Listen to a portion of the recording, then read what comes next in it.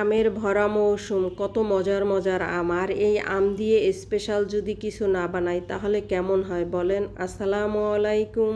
আম দিয়ে বানানোর জন্য প্রথমেই একটা চুলায় কড়াই বসিয়ে এর ভিতরে আধা কাপ পরিমাণে বাটার দিয়ে দেবো। বাটারটি একটু গলে আসলে এর ভিতরে 1 কাপ পরিমাণে চিনি দিয়ে দেব। বাটারের মধ্যে চিনিটা 30 সেকেন্ড ভেজে নিয়ে এর ভিতরে দিয়ে দেব আমের পিউরি। আমি এখানে একদম পাকা দেখে 5টা আম নিয়ে এটাকে ব্লেন্ডার করে ছেঁকে নিয়েছি। আর এই আমের সাথে আমি কোনো পানি মিশাইনি। আমটা দিয়ে সাথে সাথে নাড়াচাড়া দিতে হবে যাতে নিচে লেগে না যায়। এখন দিয়ে দেব 3 টেবিল চামচ হুইপ ক্রিম। এটা সম্পূর্ণই অপশনাল। এটা দেওয়ার কারণ ক্রিমি ক্রিমি একটা ভাব আসার জন্য।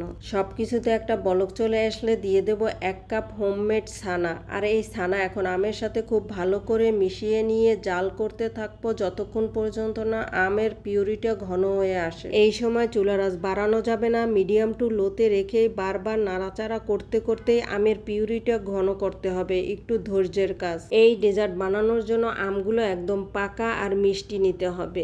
ঘন হয়ে এসেছে, এখন চুলা বন্ধ করে দিয়ে কিছুটা সময় ঠান্ডা করে নেব। নাড়াচাড়া করে ঠান্ডা করে নিয়ে এর ভিতরে আমি দিয়ে দেব গুঁড়া দুধ। এজন্য আমি নিয়েছি ডিপ্লোমা। আমের পিউরির সাথে অল্প অল্প করে আমি 4 কাপ দুধ মিশিয়ে নিয়েছি। আর এই কাজটা কিন্তু চুলা বন্ধ অবস্থায় করতে হবে। চুলা বন্ধ অবস্থায় আরো খেয়াল করতে হবে পিউরির সাথে দুধগুলো খুব ভালো করে মিশেছে কিনা। মেশানো হয়ে গেলে আবার চুলা জ্বালিয়ে এখন অনবরত নাড়াচাড়া করতে হবে। এখন আর নাড়াচাড়া বন্ধ করা যাবে না।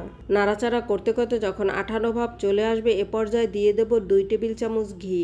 এখন শুধু একটাই কাজ, চুলার আঁচ মিডিয়াম টু লোতে রেখে শুধু নাড়াচাড়া করা। উল্টিয়ে পাল্টিয়ে নাড়াচাড়া করতে হবে যাতে নিচে লেগে না যায়। নাড়াচাড়া করতে করতে এক পর্যায়ে দেখা যাবে আমের মিশ্রণটা প্যান থেকে ছেড়ে আসছে। তখন আরও একটু বারবার নাড়াচাড়া করে দিতে হবে। প্রয়োজনে কড়াইটা একটু উল্টিয়ে পাল্টিয়ে নিতে হবে। দেখা যেত এ পর্যায়ে নামালেও হতো, তবে আমি এটা আর ফ্রিজে রাখতে চাই না, তাই চুলায় আরও একটু শক্ত করে নিচ্ছি। আর এই মিশ্রণটা ঢালার জন্য আমি একটা ট্রে নিয়েছি। ট্রেতে একটু ঘি মাখিয়ে নিলাম। যেরকমটা আমি চেয়েছি হয়ে গিয়েছে। এখন ট্রের উপরে ঢেলে নিয়ে একটা কাঠির সাহায্যে ছড়িয়ে ছিটিয়ে দেব যাতে ঠান্ডা হয় তাড়াতাড়ি। একটু ঠান্ডা হওয়ার পরে এই কাজটা হাত দিয়েই করতে হবে। চেপে চেপে নিতে হবে আর চারিদিকটা সমান করে দিতে হবে যাতে খুব সুন্দর সেট হয়ে যায়। সেট করে আমি আরো আধা ঘন্টা ঠান্ডা হওয়ার জন্য রেখে দিয়েছিলাম। এখন আমি আমার ইচ্ছা মতো শেপ দিয়ে কেটে নিচ্ছি।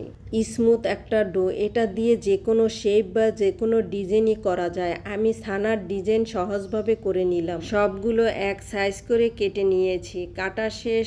আর এত দামি ডেজার্ট বানালাম, যদি উপর থেকে একটু গার্নিশ করে না দেই কেমন লাগে। তাই আমি কিছু কাজু আর পেস্তা বাদাম কুচি করে নিয়েছি। এগুলোকে এখন উপর থেকে দিয়ে দেব।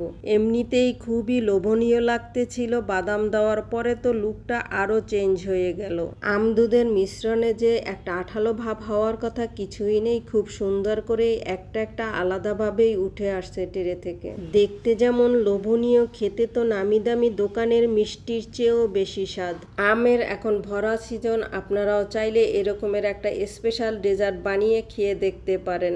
এই ডেজার্টটা ফ্রিজ ছাড়া বাহিরেই 2-3 দিন ভালো থাকে। ফ্রিজে তো 10-15 দিন এমনিতেই রেখে খাওয়া যায়। আমের এই ইউনিক রেসিপি আপনাদের কাছে কেমন লাগলো? ভালো লেগে থাকলে লাইক কমেন্ট শেয়ার করতে ভুলবেন না। বেশি ভালো লেগে থাকলে টাইমলাইনে শেয়ার করে রেখে দিতে পারেন। সবাই ভালো থাকবেন। আল্লাহ হাফেজ।